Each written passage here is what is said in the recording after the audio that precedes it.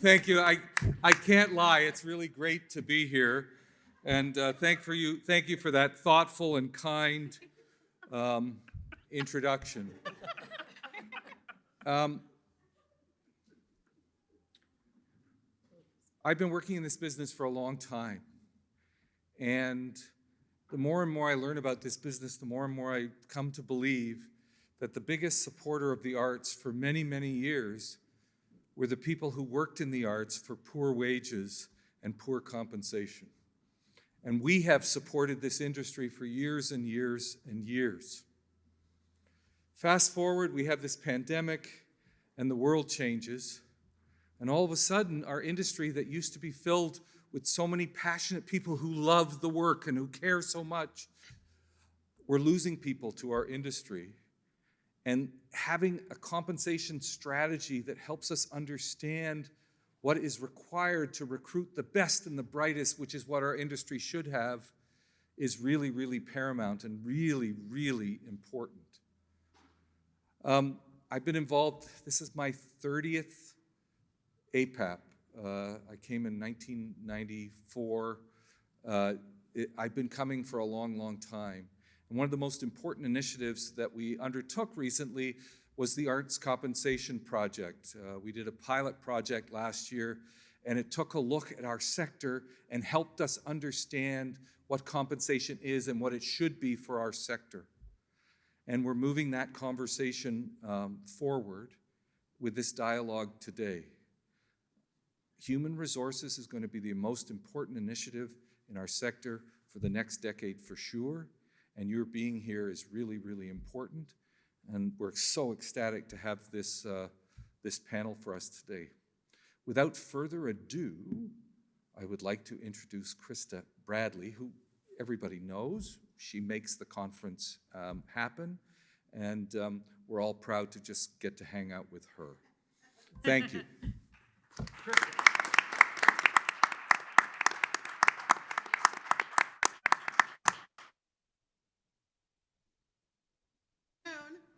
Good afternoon. It's good to see you. I'm Krista Bradley, Director of Programs and Resources at APAP. It's really good to see you here. Thank you, Jamie. I just want to lean in on what Jamie said about the importance of this project and APAP's role in it, and then share with you a little bit before we turn it over to this panel. So after the successful pilot, we are continuing to collect and share data for the field, especially during this period of recovery. And the thing about this project is not about just data for making informed decisions, which is really just good practice, but it's about advancing pay equity in our field and sharing with folks a standard of what is right and good and sustainable for our industry. APAP is underwriting this project with grant support and is working to secure more funding so that we can continue this project. And our goal is to lead the way in gathering data we can use for advocacy and for equity for our workers and to build a movement for sustaining the field. Today, we're going to share some highlights of what we've already learned through the Arts Compensation Project, which we think we should probably rename as the Arts Compensation and Pay Equity Project, so stay tuned for that amendment. ACP has the potential for not only being a useful tool for an individual organization, but more importantly, it can have an impact on collective advocacy and field-wide change, especially at the statewide and regional consortia level. We'll also hear from our friends from the Pay Equity Project in a part of the country that I love, the Berkshires. It's an example of a regional coalition working to improve pay in the arts, especially in the Berkshires. We have a shared goal with the Pay Equity Project for advancing pay equity in our field, and we want to lift up their important work. And we just thank you for your partnership. It's also a really great program to inspire other consortia and groups of organizations that are working either regionally or collectively in the same industry to be able to gather that data and to be able to use that to impact other influencers, whether they're donors or whether there's funders or whether they're statewide advocacy leaders. So without further ado, I want to actually welcome a colleague in our field who is a presenter. She's both a pay equity leader and she was part of the Arts Compensation Project pilot as a participant. Janis Martinson to help tell us more about her experiences and thoughts using this data and the data they collected themselves. So Janis. Thank you, Krista.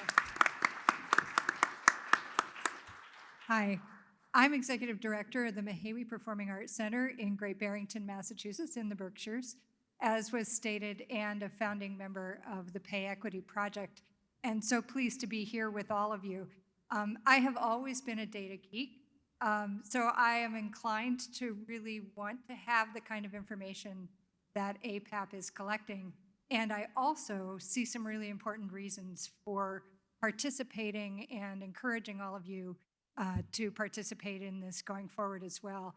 There is always the information that we need as organizations to be able to benchmark whether we're competitive in our industry, and that's simple, and that doesn't go away. But I think there's also a little bit of a responsibility to our industry, as Krista was saying, and as you're going to be hearing later on, about trying to make sure that as an industry, we have the pipeline of individuals that we need to sustain these businesses that we're running.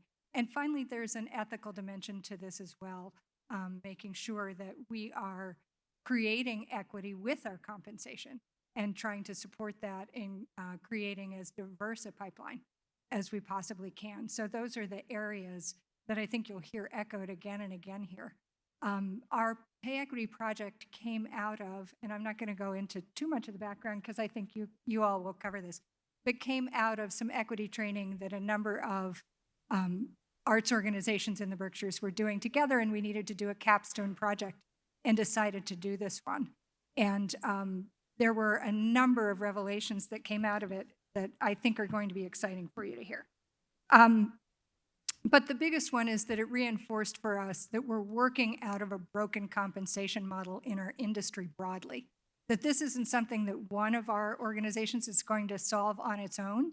None of us is going to magically create more money on our own. None of us is going to completely change our compensation by ourselves. We need to work together collectively to be able to say how we structure, program, and personnel has to change. That has to change. Am I getting feedback? It's okay? It's just how I'm hearing it? It's okay. All right. And we need to change that for the sake of the stability of the industry and for the sake of the equity of our employees. Our research, and here's why. Our research, which is maybe canary in the coal mine in the Berkshires, has shown that a huge percentage of entry-level and mid-level employees are either definitely leaving or considering leaving the profession altogether. And we're hearing that other places. We know that we are not an isolated example of that. And having the data on that helps us understand that it's not our organizations individually, that this is a big picture. And the data allows us to figure out where do we need to make the adjustments? Where do we need to make those changes happen? There's also a generational aspect to this. A lot of us, I can speak for myself, I got into this business a few decades ago when student debt was lower, housing was lower, a lot of things were more affordable. So when we felt like we were living on really thin financial margins, it was still living. What we hear in this, and what you'll hear from my colleagues a little later, is that those margins are gone. There are no margins. That people are having real trouble making ends meet at all, and it's causing physical stress, mental health issues, relationship problems. So we've gone beyond, do you drive an old car and do you buy your, sweaters at Goodwill, to something much more serious. And you'll hear some examples of that later on. So part of the reason that this is valuable to work on this as a cohort, which is some of the theme here today, is that as that generational issue surfaces, as the equity issue surfaces, let me back up and explain that, why this is an equity issue. Because if people have been historically disenfranchised from financial security. And that's a whole long conversation, but I think you know what I'm talking about, right? If you're coming from a group identity that hasn't had access to capital for generations upon generations, how do you afford doing an internship and living in poverty for 20 years before you've been in the industry long enough to make a real living, right? So if we want to change the complexion of people who are working in our organizations, we have to think about compensation as an equity issue, not only a generational issue. So in working as a group on this, not as a single organization on this, we're able to start telling that story in a different way. This is about changing a whole narrative in our industry. And I'll tell you what the narrative was when I was coming of age in the 80s. The 80s was really big on a couple of different phrases. One of them was work smarter, not harder. Work, right? Do more with less. That's a big one. Do more with less. I've had now 4 decades of do more with less. And do you know what do more with less means? Do more with less means people working longer hours for less money. That's what do more with less means, because it's not less programming, right? So it's also about who's doing more. Thank you. Yeah, that too. So that's my passion moment. The rest of this is all be calmly reasonable. So we have to break that narrative. The other one was that working in the arts is a privilege. But what underlies that statement is you have to be privileged to work in the arts if we keep thinking about it like that, right? You have to have that financial security behind you to live with these really low salaries. So we as a group think there's the possibility of thinking about this differently, and that it's achievable and scalable, and that it just takes incremental steps. And you'll see some of the concrete results of that later on in this presentation. And where does that come from, being able to take those steps? That comes from talking about our industry differently. So I like to say that we need to move towards the practice of, you buy fair trade coffee, right? You're willing to pay a little bit more for organic, fair trade, whatever it is, because it tastes better and your conscience is better. How about if we talk to cultural consumers about fair trade culture? Culture that supports the people who make it, right? So that's what we're trying to do when we gather data, is be able to tell a story that's cohesive and reality-based and concrete and shows incremental gain and also changes our industry. I think that's just saying that. Then in conclusion, I think participating in a project like this, which leads into the project that we did locally, is good for your organization, it's good for your employees, but it's also good for the industry as a whole, and that's where we're trying to go. Great job. Better way to start the conversation than with a passion moment, because this is absolutely at the heart of where we are. Good afternoon, everybody. I'm Steve Wolff from AMS, APAP's partner in the ACPE project. Kristen and I are trying to turn it into an acronym really, really hard. We've got 3 parts to the conversation today. They're all important. My colleague, Lauren Frankel, all the way over on the left, will bring you up to date on some more of the data analytics inside of the ACPE project. Our goal here today is to illustrate why collecting more data over time is super important. Then immediately to my left, Aron Goldman, and I have to do this to you, and his dad, sitting in the audience, my longtime colleague, Larry Goldman, are here. I don't often have an opportunity like that. But Aron and Kristen van Ginhoven, did I do that almost right? I apologize. 2 of the leaders of the Pay Equity Project from the Berkshires and Columbia County are here with us today to talk very specifically about what they learned, and most importantly, what they're doing with what they learned. I think that Jamie said it really well at the top. There is no problem that I think our sector faces more critically right now than the humans, all of us who work in it and wanting to lead the lives the lives that we want to lead. And in order to do that, we really need to understand, we need to share information, and we have to make it a priority. I think that's something that I can't underline. And APAP has made compensation and pay equity a priority. They've brought along funding partners. They're looking for members to be part of this initiative. I'll say it now and I'll say it again when I get my 2 minutes at the very end. Downstairs next to the info booth is a table that says the Arts Compensation Project. It is not where you go to find out where the bathroom is, although Lauren dutifully sat there with a map earlier today telling people where that was. But come down and see us to talk about the project, to learn how you can enroll. We have a very, very big enrollment push this spring.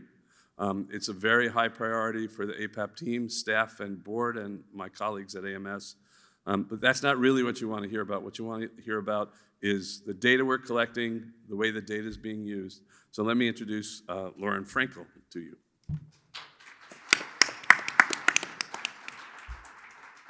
Thank you, Stephen. Is this spot is good? Sound? Okay, great, thank you. So like Stephen said, I'm going to talk about the APAP Arts Compensation Project, the ongoing longitudinal study movement that we cohort, that we hope that you will all want to participate in. And as Kristen mentioned and Jamie mentioned, last year we had a pilot. So that's why this no longer a pilot slide. We did it, we had a great response, we are moving forward, and now this is time to not just have it be a one-off, but to do this year over year and actually see long-term what the trends are. I would just like to ask, does anyone here in the pilot last year or at this talk last year, just raise of hands, familiarity with this concept? Awesome, hi. Come see me at the table and we'll chat. So there's a little bit to know about how all of this works, but I'm going to try and go fairly quickly this year through data collection. If you want to know how it's collected, come talk. But what we're going to be looking at specifically in these slides this year is fiscal year 22 data. It is a larger pool than we had last year. So this is kind of demonstrating as we keep adding the data, we don't just keep adding it like the most recent data, we backfill also. So we looked at some 22 data last year, it was just brand new. Now we have more 22 data. Now we have a bigger picture and we can know more things about it, and we're hoping to keep expanding that. There are 101 organizations in the sample that we're going to be talking about. This is how they break down. They are largely, as you can see, independent organizations, and it's a 51% larger data pool than we had last year. So this is the budget range of organizations that we're looking at. It goes from about 280K to 42.5 million. So all types of presenters are in here, and the coloring there is for certain types of analysis, we divide them into budget groups. So obviously, so that you can compare things in ways that are a little bit more comparable than comparing a 280K to a 42 million. And just a little bit more about characterizing our sample. We have data from 34 states across the contiguous US. And you can see by the color, all those different budget sizes kind of spread out all over the country there. So one of the things that we collect in the compensation data that we're collecting are the demographics of the employees whose salaries are being reported. So this is what we know about the workforce of these 101 organizations across the country. So we had 1,631 roles for which demographics were reported, which is not quite all of the roles that we have compensation data for, but so these are ones where demographics were fully completed. So we know 54% are women. Only 17% are BIPOC. 47% are under 45. And 70% have a bachelor's or higher. And these numbers are fairly similar to what we saw last year when we looked at fiscal year 22 data. So it is interesting to note, like, as we have scaled up, as we have 51% more data in this pool, these numbers are staying fairly consistent. It's still a convenient sample. It's still, those who volunteer, it's still a small number compared to the large number of organizations in the industry. So we would love to keep expanding that and see how that changes. So there are a few things I'm just going to sort of draw out today of what we can tell when we look at the compensation data, just little explorations. So again, this is in our sample. So this is in that 1,600 employees. Men's median compensation is 18% higher than women's. This is across when you combine all the budget groups, everybody. One of the ways that we break up our data is we categorize roles. We ask people who enter the data to categorize those roles by level. Level 1 is your principal administrator, your executive director, essentially. Then levels go down from there. So level 2 would be like a VP, maybe a director.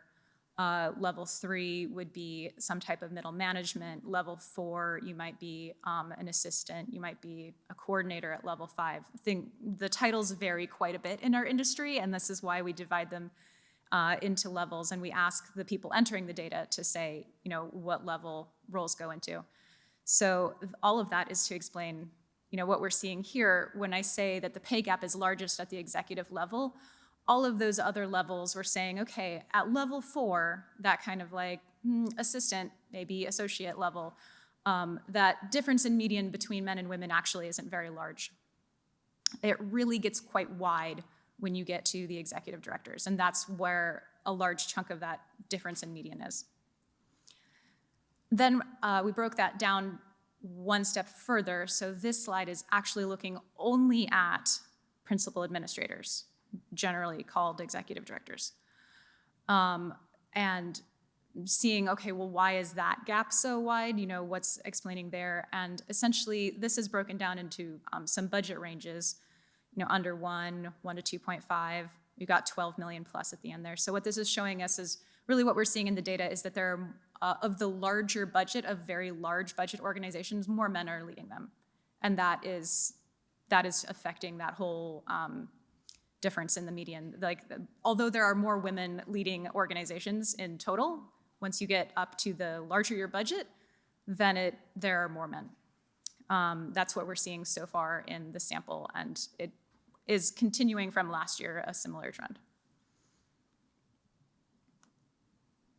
So we also looked at race and ethnicity a little bit with your compensation. So in this case, this is the same slide as with gender, essentially. You'll see the circle there for the BIPOC employees is so much smaller because remember, they're only 17% of the sample that we have. So, however, we did see that median is very close between those two populations. Because the BIPOC sample is so small, we didn't do the same thing we just did with gender because the numbers get too small actually at each of the levels to really say with much confidence what that means. But what we did do was go, okay, well, what's something else we would like to know about how that's working in our industry, in our demographics. So this is showing you, again, using those same levels. Okay, well, we know there's 17% of the workforce here, but where does that actually fit in with the level at which they're working? So we see that they're most highly represented in level 5, the lowest level, and then every level up, that decreases. So there are multiple ways to account for that, to think about that, if there are more people coming in currently than they're used to because of different hiring practices, or if people are leaving more rapidly as, instead of ascending. So that's something that this is what our data says, and we'd love to know more about what is playing out actually. So one step beyond that, beyond just looking at level, then we also looked at the representation in departments. Where in our departments do we see the greatest concentration of BIPOC employees? And so this slide, it's important to note, this is all percentage of the whole. So this is not the same number of employees in each department, right? Some of these departments have far fewer employees reported, but this is out of however many were reported for that department, what is the percentage? And so we see that HR is the only department kind of near the top in this amount of BIPOC representation that's not a service department. So these are just some of the things that we are looking at as we carry out this project, as we get more data, as we're trying to find out information, for the to help organizations promote equity in the field. These are some of the sort of meta-analyses that we can do with this data, and always bearing in mind this is our sample, and we can't really say that this is necessarily representative of the field as a whole until many more of you join. So this last section of examples is a little bit more on management levels and departments just overall. This is focusing on full-time employees in all departments. So what we've got here is the median. And so this is the ordering of departments, who's got the highest median compensation. Finance, HR, and programming. And the bands on here, if you'll just let me take this might take a minute to explain. So the MIT Living Wage Calculator calculates what is a living wage for each state. And it does that as a living wage for you as an individual, a single adult, no children. It does what is the living wage for a working adult with one child, with 2 children. What is a living wage for a household with 2 working adults and 2 children, all these sort of combinations. So what we've done is put 2 bands on here. The lower one is that 1 adult, 0 kids, like this would be a living wage, you're the only one you're taking care of. The sort of bluish band is the living wage if you are living in a household with another adult who also works and you've got 2 kids to take care of. So that's one's higher, you need a little bit more. And the width of the band is the range that it varies between the cheapest state to live in and the most expensive. So your state falls somewhere in there. And just fun fact, the bottom is South Dakota and the top is Washington, DC. So now you know. So that's what that band represents. So one thing that we did notice going through that, we're like, okay, finance, HR, programming, we realized that this is something that's very greatly affected by the budget size of the organization. So we did a little split comparison of budgets under 6 million, budgets over 6 million, and saw, how does that change the makeup of your organization? What departments do you have? You'll notice HR is not even in the budgets under 6 million. We noticed smaller organizations, essentially a lot of them just don't even have HR, right? But then when you get to the larger organizations, it's actually one of the most highly compensated departments. So this is, I think, it can be interesting for organizations as you sort of dial in, what is my budget size? What is my group? Who are my peers? Who do I look like? What are we all doing? Is to really even think about what departments do we even have? Do I have the same set of people that other people in, that are sort of look like my organization have? What do we all collectively prioritize or not.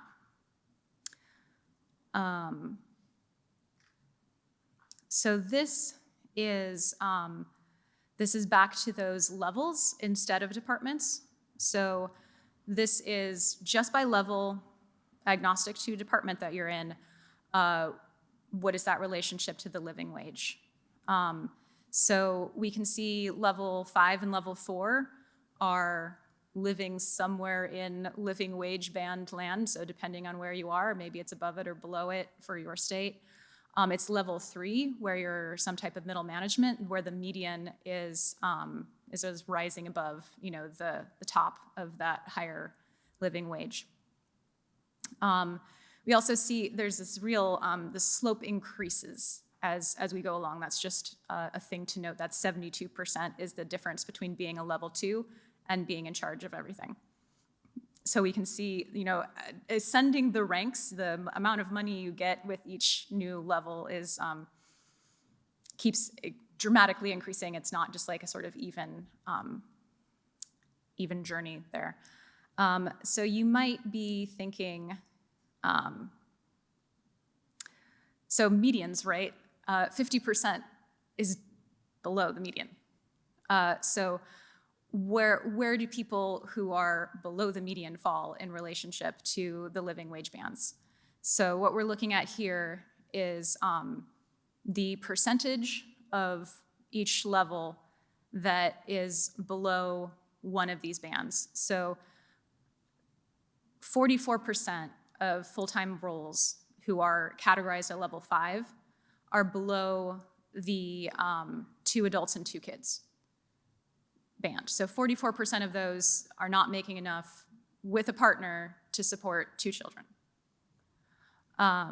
And I think this has been on all the slides, but I just want to reemphasize all of the numbers that we've been looking at are full-time employees.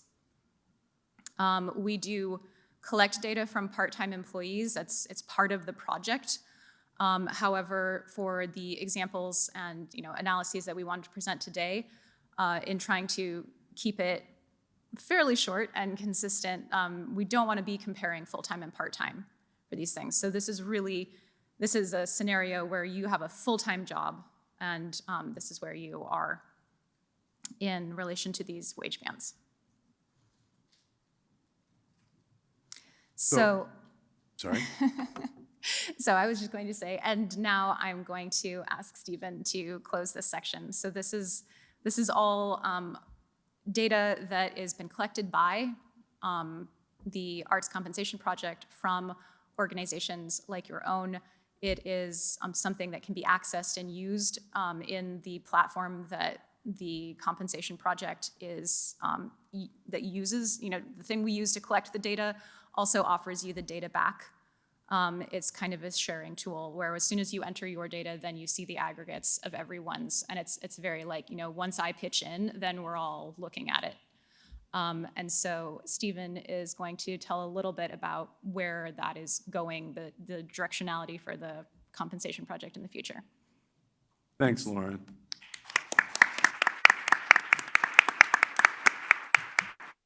So as I said at the top, we hope to have plenty of time at the end after Kristen and Aron share a practical application of this kind of knowledge. But what I want to underline is the importance of the discovery, right?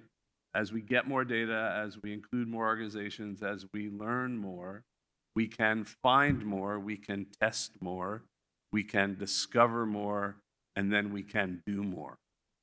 And that's really about scaling the project. And APAP is very, very committed to working with the regional presenting consortia, with other even ad hoc groups that come together to do this. Or you can participate as an individual organization if you're the early adopter in your community. We're going to be working really hard. So there will be a report issued in the late spring, summer. We would like to be perfectly candid, to report on 250 or 300 organizations, not 100. We're going to be able to break it down into a whole nother set of levels if we have more information. Like Janis said, those of you that are data geeks to start with, More is always better because you can keep looking at more segmented groups. And that's going to allow APAP to move in the direction of policy, to start to articulate what fair trade looks like, to start to talk about how we get to equity as a field. The other thing that we think is really important is to use this tool as a management tool. And as Lauren mentioned, if you participate in the platform, you get access to a real-time dashboard. We'll be happy to show you that down on the second floor, right next to the info desk later this afternoon, or to set up time with you afterwards. We do understand some people are getting a bad message if you click the QR code down there. It works for us. So if you got a bad message clicking the QR code down there, see us at the end. We'll give you another one to click on and see if that works so that we can follow up with you. I think the last thing that I want to emphasize here before I turn it over to our colleagues is that our partners in the philanthropy world see this as really, really important. Mellon, Wallace, Duke are big supporters of this initiative with APAP, and we all know what that means when we have the attention of those kind of partners, right? And it's super important for us to deliver to them really compelling knowledge, because we're not just informing our own work, we're sort of informing the frame. And Janis, I think that goes to your opening point. And I think that what's going to be really exciting about what we're going to hear next is how you can actually apply that locally. So I'll turn it over to Kristen and Aron. Thank you. I'm curious if there are folks out there, if there is something in the data that Lauren presented that surprised you. If you wouldn't mind raising your hand or standing up if you can't do that. Is there anything in the data that Lauren shared that surprised you? So that shows that we all understand the enormous journey that we're all on. So first, thank you to Lauren and Stephen. It's been a real pleasure to work with you on this project, and to Krista and everyone at APAP for the process that we've had together leading up to this. So I'm Kristen Van Ginhoven. I'm one of the two project leads with Aron in the second phase of the Berkshire County, Columbia County compensation project, pay equity compensation project. And we're gonna switch the slideshow. Excellent, perfect, thank you. And hopefully in the 15 minutes that we have with you, you'll see how our little case study aligns with APAP's goals to have data that we can use as a sector to advocate for equity in our field and change what the slides looked like as quickly as possible that Lauren showed, and use that as a way to help sustain our field. So we want to give a shout out. You saw the members on the first slide, and we started, as Janis said, with 6 founding members. There was about 30 of us in the Berkshires and Columbia County that took a year-long inclusive leadership cohort together. And that was executive leaders and executive board leaders coming together for 1 year, all different organizations, to work on cultural competency at the executive level so that it could start to filter down throughout our counties. During that project, we were tasked with a project, and 6 of us started the Pay Equity Project. That has grown first to like 8, 10, 12, we're now at 15 members, and we're growing, and we're hoping to have all of the arts and culture organizations in Berkshire and Columbia County join us so that as a coalition we can advocate together, just as APAP is hoping for as many organizations as possible to collaborate with theirs so that we have really robust data to use as we're advocating for our sector. We need to share that the inspiration for our project was the really brave entry and mid-level arts workers who spoke up in 2019 and 2020 in initiatives like We See You White American Theater, Change the Museum, and in our area there was an initiative called Change Berkshire Culture. This project is in service of their courage to share their stories and our attempts to transform the sector so we can change their experiences at our organizations. So over 18 months, we used, if you go to the next slide, Thank you, Aron. You can see the QR code to our report, and the first 4 pages are an executive summary, which really lay out the recommendations that came out of it. It was a participatory process, which Aron will share more about. We spent 18 months, and we did a public launch of the report at Janis's institution at the Mahaiwe in Great Barrington last June, which led to a lot of local and national press, including the opportunity to be presenting with you today. So before Aron gets into the slides, we want to share what for us was really the most impactful data that came out of this that's really making an impression on the folks that we're speaking to right now on what we're calling our board roadshow, where we're talking to all the boards of the arts and culture organizations in the Berkshires to try to lessen the knowledge gap that exists in terms of their knowledge of what the experience of the entry-level and mid-level arts worker actually is. So these are the stories that were shared with us during our gathering of the data, and 2 representatives shared those stories at our public launch, and we're going to share just 2 minutes of those with you now. My life isn't sustainable. I get further and further behind in all ways: financial, social fabric, health, and education. I find it impossible to save, make plans for the future, or even make ends meet. The pay is too low and the workload is too high. How does anyone make a living at this? People don't understand that the cost of living is so high because they all own houses they've had for 20 plus years. I love the arts and many members of regional communities, but the field is deeply inequitable and not sustainable for a working class person. The Berkshires felt comparable cost-wise to living in a city, but required a car.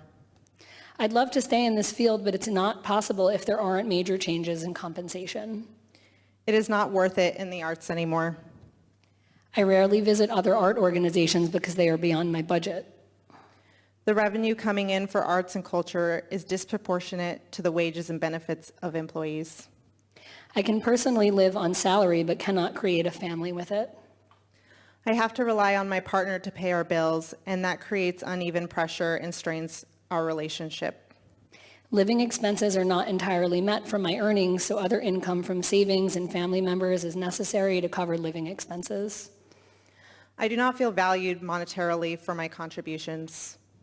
There is a cap on what I can make in my position, so there is no space for growth. It's insane to work full-time and not be able to afford buying a house. Even after 10 years, I have no retirement savings and I'm still paying off college debt. I have no safety net.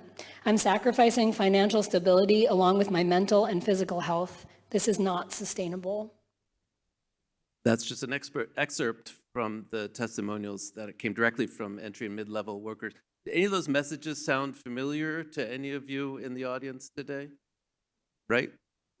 Well, this actually is the most important data that we collected in our comprehensive research project, so we wanted to share that first. And now we get to show you the data that is second most important. But first I want to say thank you to the APAP and AMS for inviting us to be here. I also want to thank my dad for coming and taking pictures.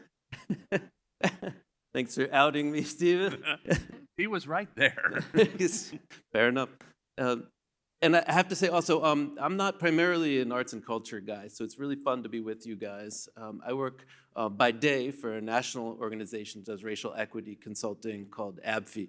And Stephen talked about philanthropy and the interest that that sector has in racial equity work.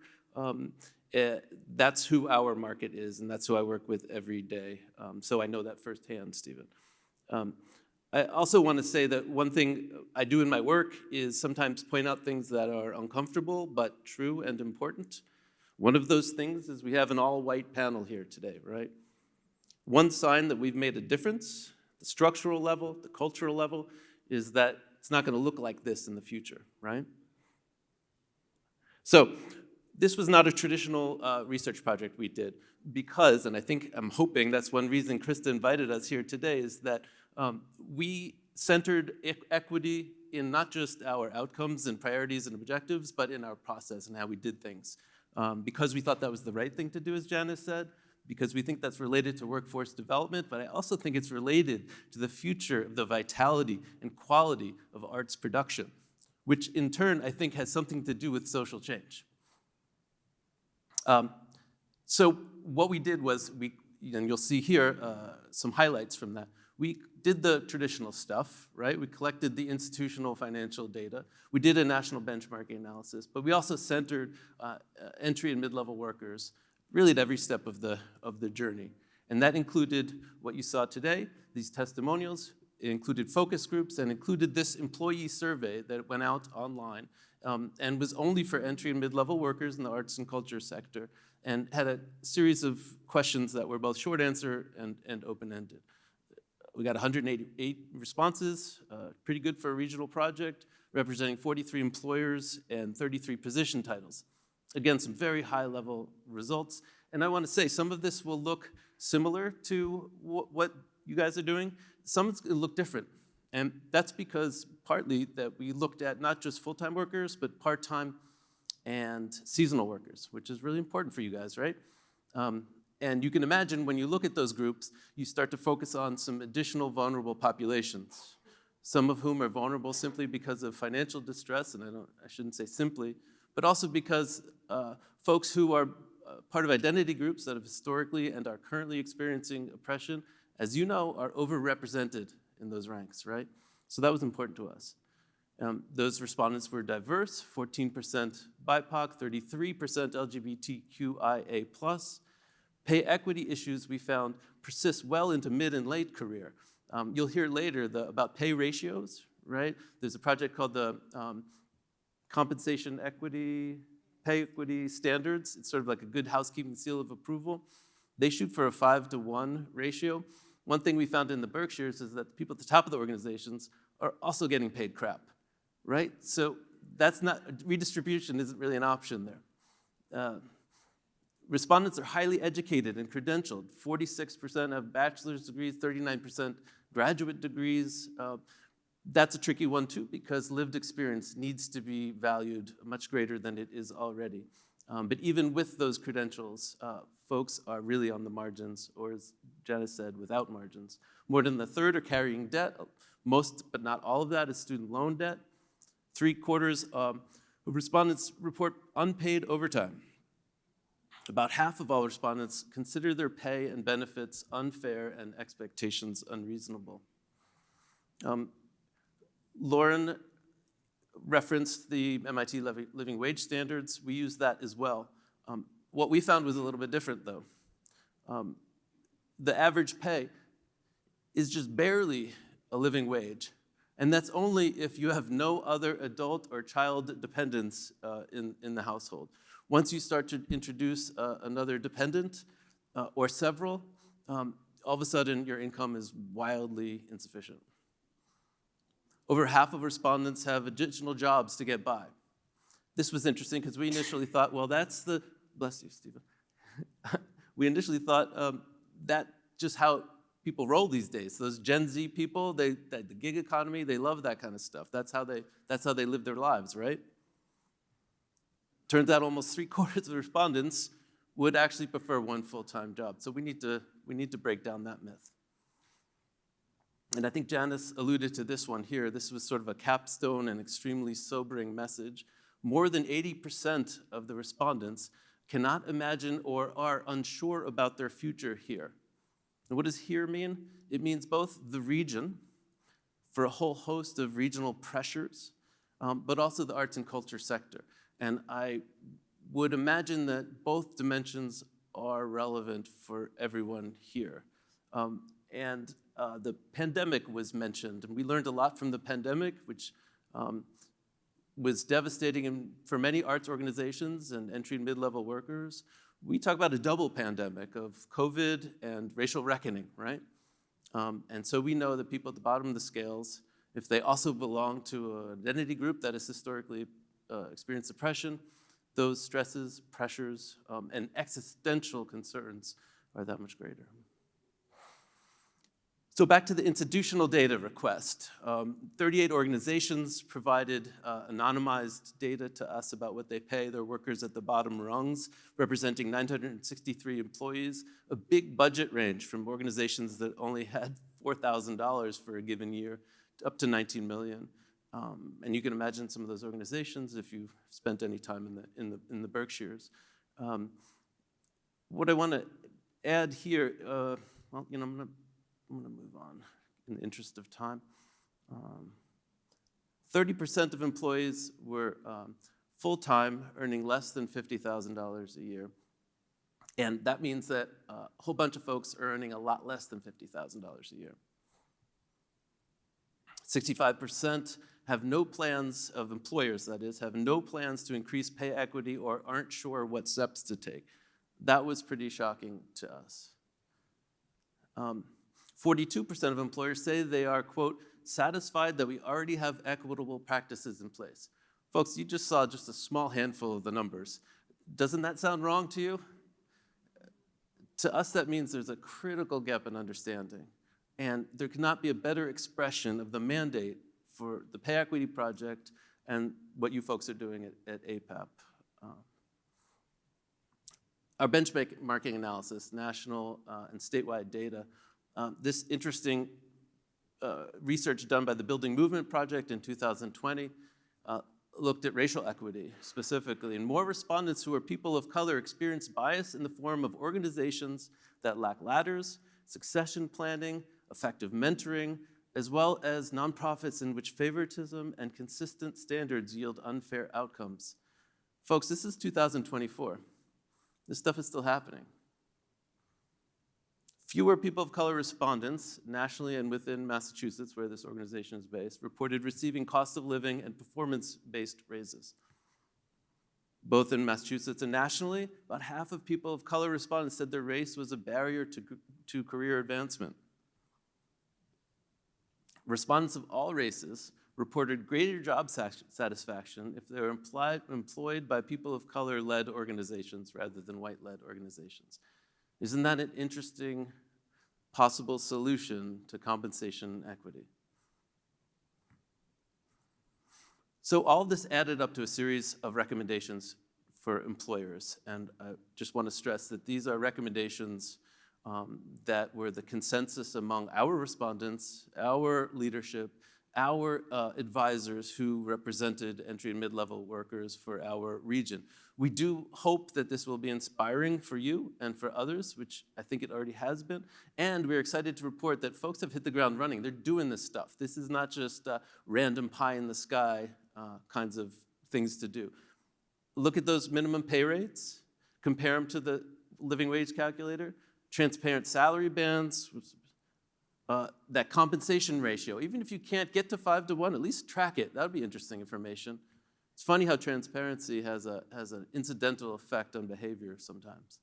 Cola Plus. We did not invent a new energy drink, which what it sounded like to me initially, but make sure those cost of living adjustments happen every single year, that they conform to the actual inflation rate that's been going up, as you know, and don't stop there. Eliminate unpaid internships. That's low-hanging fruit, guys. If you've got those, tomorrow you can get rid of them. 40-hour work week. It sounds like it should be standard, but I've been learning from you guys that it ain't. Annual reviews to make sure that your actual job is the same as what's written down on paper. I heard so much about mission creep. I'm doing all these additional things that no one told me about. It's interesting, but I'm still getting paid minimum wage to do them. Life experience versus degrees. I think people are starting to adopt this in their rhetoric, but I would wager to guess that among employers who say that life experience is as valuable as degrees, only some of those people really believe that. And that's what we're talking about when we talk about organizational culture. Equity-driven hiring process, prorated benefits for part-timers. We heard part-timers were saying, I get a technology stipend, but no health stipend. And that sends a message to me, one young woman told me, about my value. Expand those benefits. Engage the board. Meaningful change has to be board-driven. Training and professional development needs to be an ongoing responsibility. And then we also realize that some of these changes are going to seem absurd, unreasonable, or nonsense to some decision makers without some ideas, some understanding of the concepts. Meaning understanding what DEI means, professional development and trust building, ongoing relationship building with a broader range of communities, and accountability mechanisms to be transparent about how you're doing on this stuff. And then it's not about organizations working alone. We need to be together to collect data, to create a movement. Data is boring unless it's got a social purpose, and this is it. And annually, we are now doing a pay summit, a pay equity summit. Thank you, Janis, for hosting us a second year in a row. Policy and systems change, right, to make sure that there are, among other things, additional, not substitute funding for pay equity, and shifting that narrative. I think we are all in agreement here, but not everybody in the world is, that arts and culture workers are indeed essential workers. This is, in a nutshell, what we're doing. We're really proud to be able to give you a sense of that and hopefully inspire folks to do it in their own communities, but also APAP on a national level. So thank you, guys. And just a final thing to give over to Stephen, which will lead right into what he's saying. In phase 2, Aron and I are focusing on 3 things. One is what we call the board roadshow, where we're going to different boards, particularly in our area, or different opportunities to close that knowledge gap between boards, decision makers, and entry and mid-level workers. We're doing that annual Pay Equity Summit, which hopefully APAP and AMS will be a part of this year in September. And then we're doing the systems change and advocacy work, but we cannot continue to do that work without really reliable data that comes from a large pool of national institutions such as yourselves. And so we, as the Berkshire County and Columbia County Pay Equity Coalition, will be one of the coalitions supporting and signing up for the APAP data, because we need it in order to advocate in those board meetings and in those federal senator representative offices and at the state level to get systems change and policy change. That is additional money out of workforce development and other ways, because the first question we always get is, how are you going to pay for it? And it has to be additional money, right? And so we're looking at all the ways we can do that, but we can't do it without the data. Thanks, Kristen, and thanks, Aron. Jamie had to walk out, but I don't know if I have 30 yet. I might have about 30, but this may be the first panel I've ever had the privilege to work with that's on time. So this is phenomenal. 45 seconds. This means we have a bunch of time for questions before we get chased out, and Krista will wrap up. So we have a couple of microphones I see in the back of the room. If anybody has a question we can take, a couple up here in the front of the room as well. Please be sure to introduce yourself. I first? You can go first. I'm Michelle McDaniel. I'm the Director of Production and Performance Calls at Florida State University. I can absolutely feel everything that's been said in all of this. I am a single parent. I have 2 children. I'm absolutely not being paid for the work that I do. My official title is Assistant Director, but I am told I am the director, but I'm not getting that director pay. I've gone to my superiors and I have pointed it out, and they just smile and nod. And I am now back looking to possibly get back out of the field. I moved to New York, it seems like a million years ago, worked on Broadway, worked off Broadway, was eating lettuce and borrowing money from my mother. And so I switched over to Citibank, and I ended up with a huge, Roth account, and I paid off all of my student loans and was doing great. I'm back into the arts. I work for a university, and I am living off of a second side gig, to try to keep my family fed. I don't have a college fund for my children. I can't provide any of that right now, and so it's very disheartening. It's great that this is happening. I'm absolutely going to do my part to put my information in. I think it's wonderful that this is happening. I want to add 2 questions. Is this going to be available online? Is the presentation going to be available? I know that all of this is being recorded. So this is being recorded. Both. Okay, great. And then I just want clarity on downstairs after this is the only time that we're going to be able to get to you, or are you going to be here tomorrow, or do I just So unfortunately at the conference, we both have to leave today. So if you click the QR code, we will find you after tomorrow. Okay.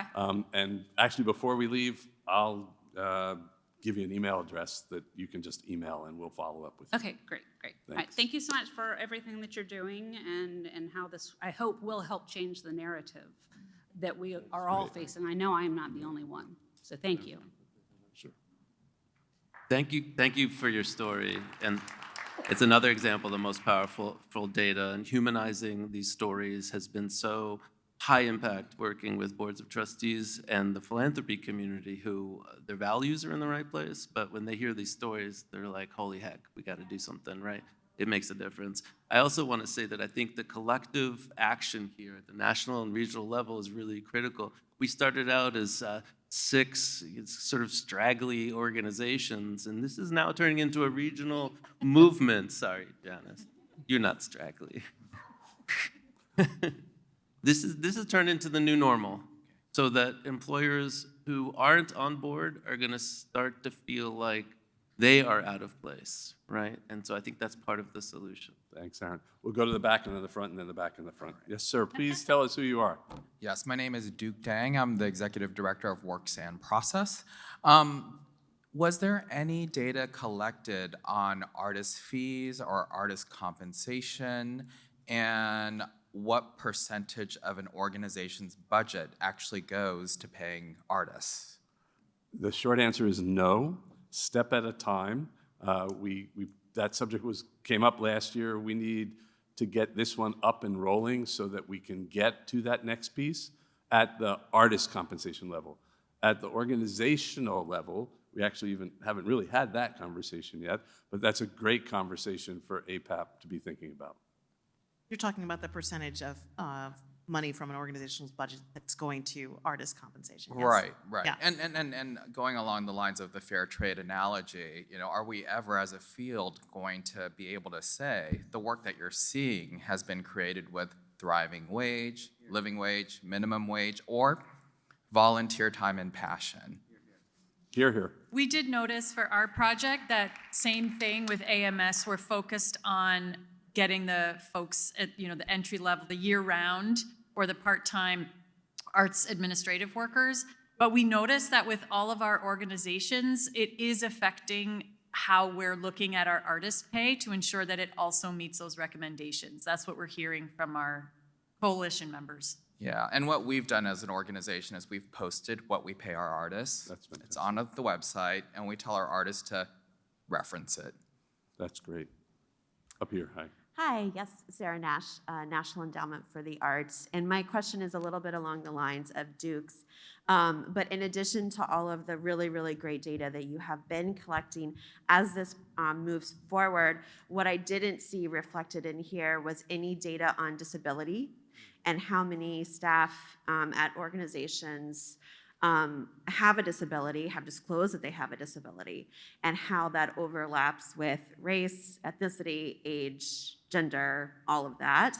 And so I just wanted to encourage, as this goes forward, I think that that's another really, really important, facet to be looking at to understand also what pay equity means for disabled arts workers. So. Sarah, thank you for that. And we're getting a lot of thumbs up. Yeah, And thank you. one of the things that we have been working on over this last year is building a tool to help us help organizations report quote unquote demographic data, because it's not observed data, right?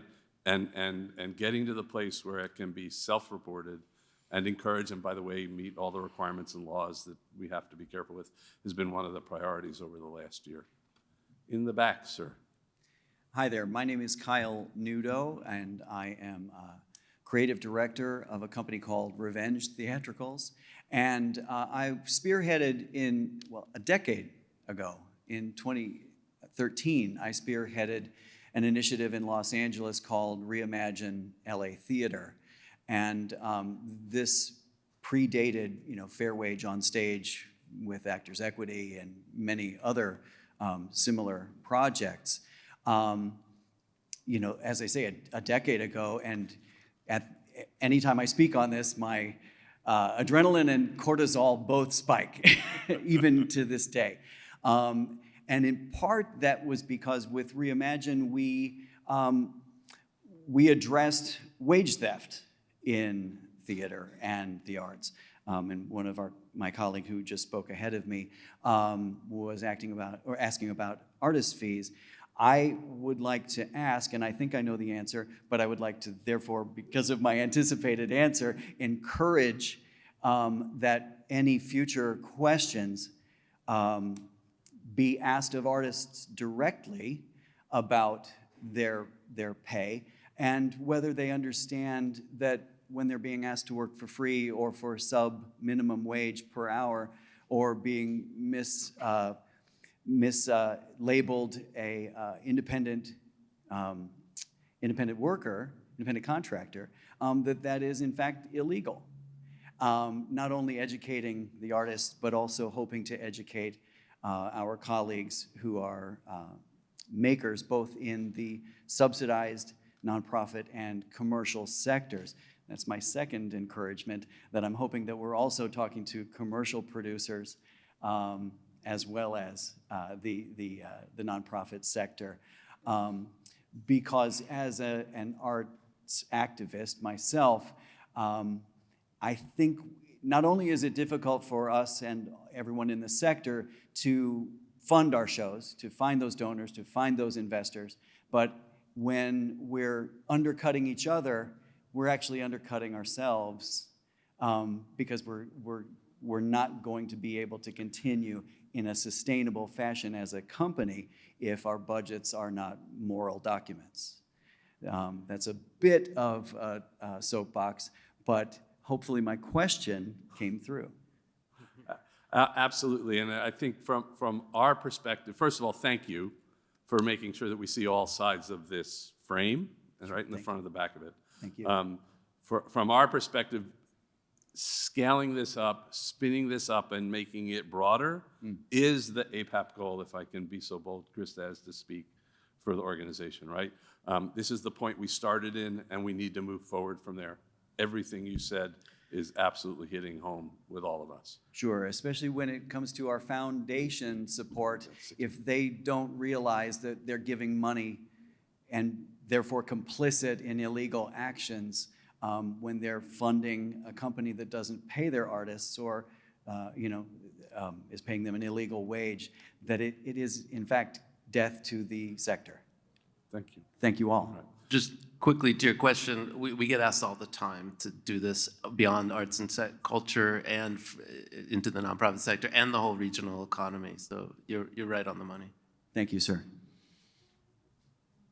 Thank you. Yeah, first of all, thank you for the work you're doing. I'm so excited about it for the last couple of years and look forward to it. I know Janis well. Thank you, Janis and everybody. So not to be redundant and to be really quick, I just want to say 40-hour work week, yes. We have a strict policy. We had a member of on our board that said, I'm a labor lawyer. I said, yay, because I'm the executive director, I'm a labor guy, union guy. And then he said, I'm management. So I was repelled for a moment, but he really drove it across. We pay minimum wage to interns, treat them well, like paid employees. And after 40 hours in this country, we should be paying time and a half. We do. It's ouch when someone hits 50, 60 hours, but that's what we do, and that's important. The other thing that's really, this is a bigger topic. It speaks to equity and transparency across the board, and I think relative to what that gentleman just spoke about is, I find it difficult at times to write a check, not denying the value of the artist for $20,000, $30,000, $40,000 for a 90, 80-minute performance. And my staff is paid, accordingly. There's a real disparity there. I hope that there's some sort of movement to get more equity there. I attended a brunch this morning of a major agency. I'm not going to say the name, but the initials are WME, and it felt like a slave auction. It really did. They're going out 50, 60,000. They're going out for 2 weeks in May, and it includes a wife and 2 strong children. The boy is 14. He can lift 80 pounds. I mean, it's so hard, and it's all about money in this capitalist society, and we gotta break it down. And thank you. I think your work will help lead the way there. Thank you again. Thank you. And this is a great place for those conversations. So I'm getting the 5-minute sign, and there's 5 people lined up. So a minute each. Hi, I'm Brenda Bushhouse. I'm a professor at the University of Massachusetts Amherst. I'm in the School of Public Policy, so I study arts policy, and I also study the role of nonprofits in the policy process. So one, just I enjoy coming out to the Berkshires frequently and enjoying all the I live Berkshires. in Amherst. How come we don't know each other? How is that possible?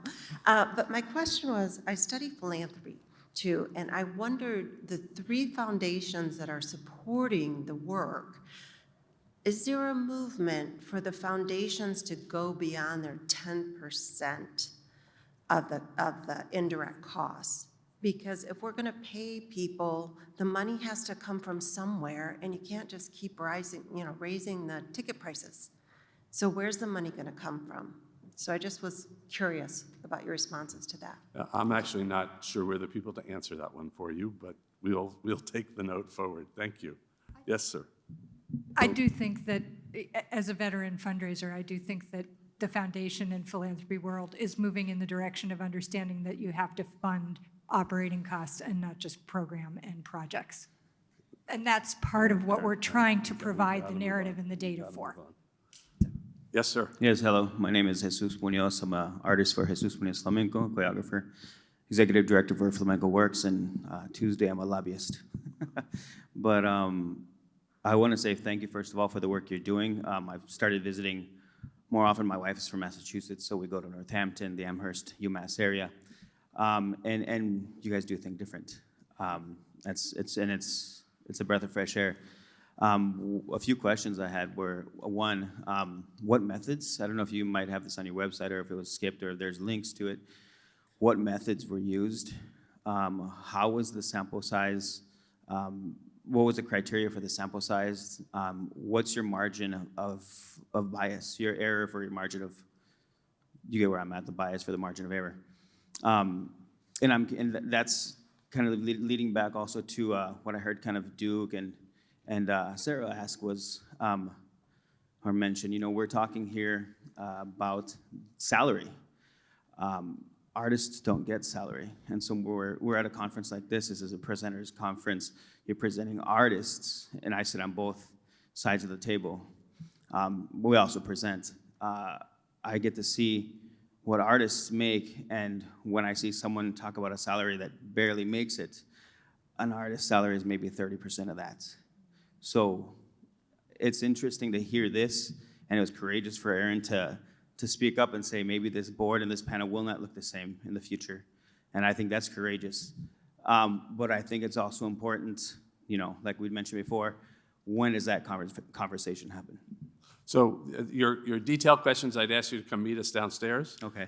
After the session. And I think we're all aligned with the desired outcome. So thank you very much. Thanks.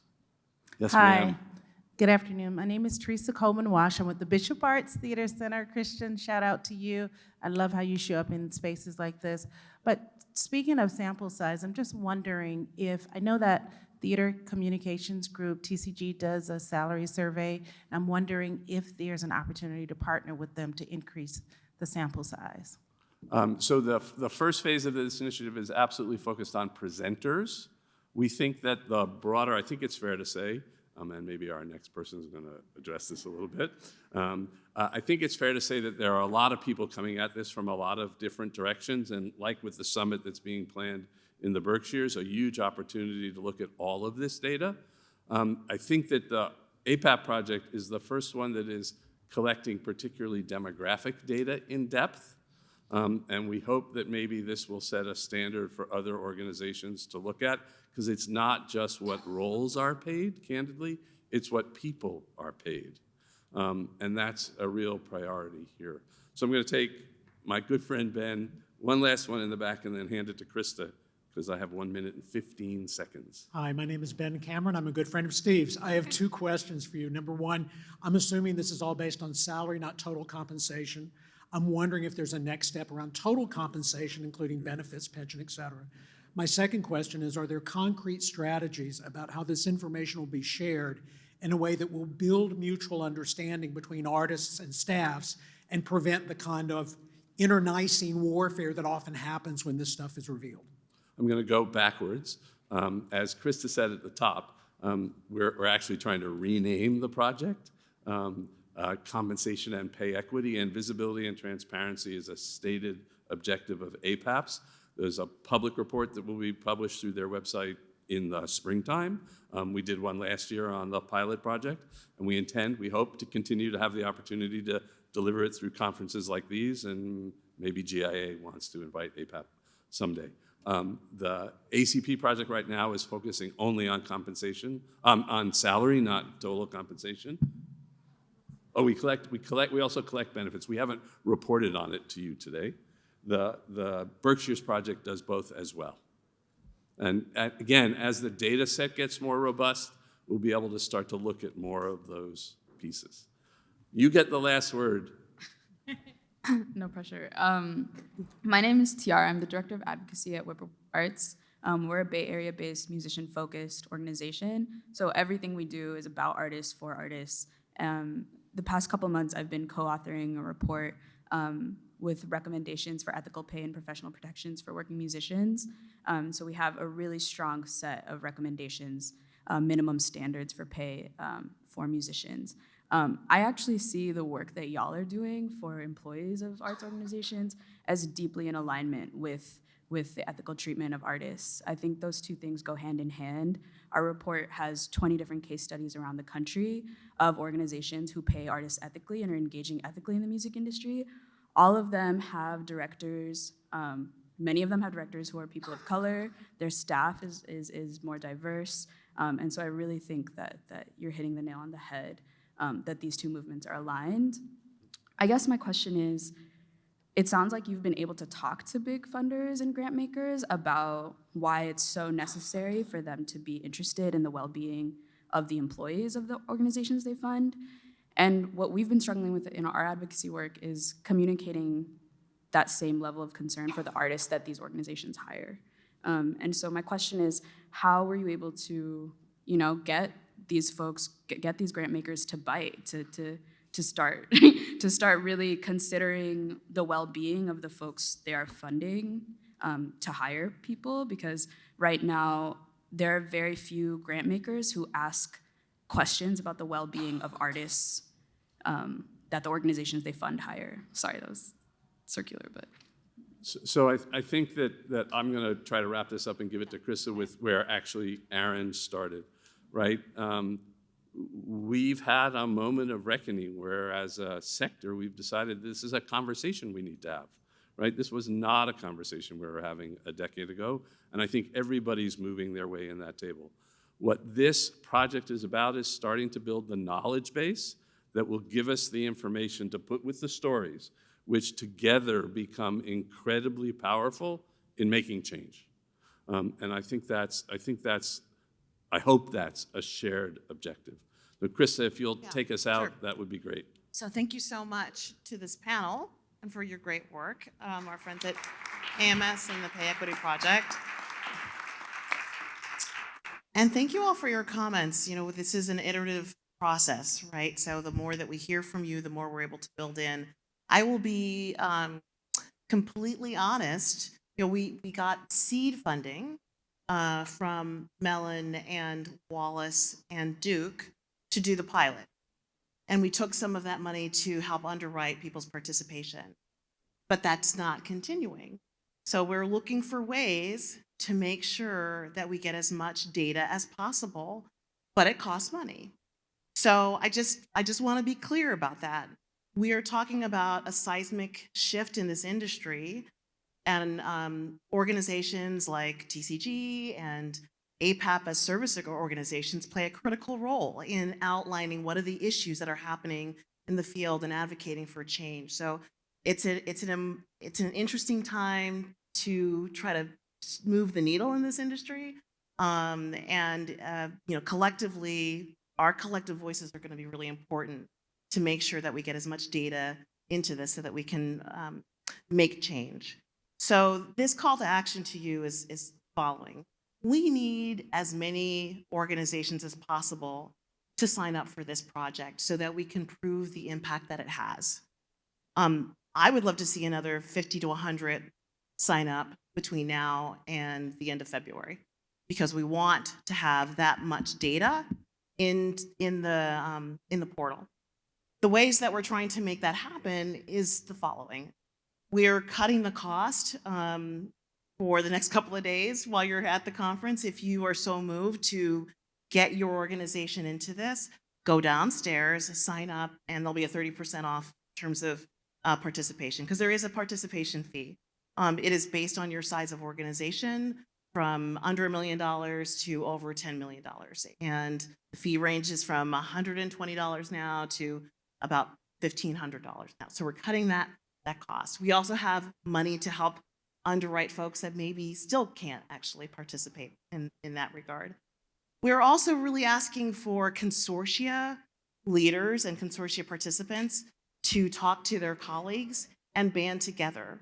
We think that we can find ways to make that your participation much more economical when we have a group of consortia participating in this. So we want to talk to you about that and ways that we can work with you to get bands of your fellow presenters in your region or your state participating in this.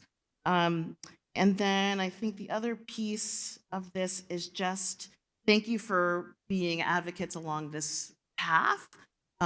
We are here to talk with you. We do want you to sign up. And whether you go downstairs today or you see us, see me, see one of our staff members, and let us know that you're interested, we're happy to talk with you and work with you to be a part of this process. Did I cover all the things? All right. Thank you very much and have a great afternoon. Thank you, everybody.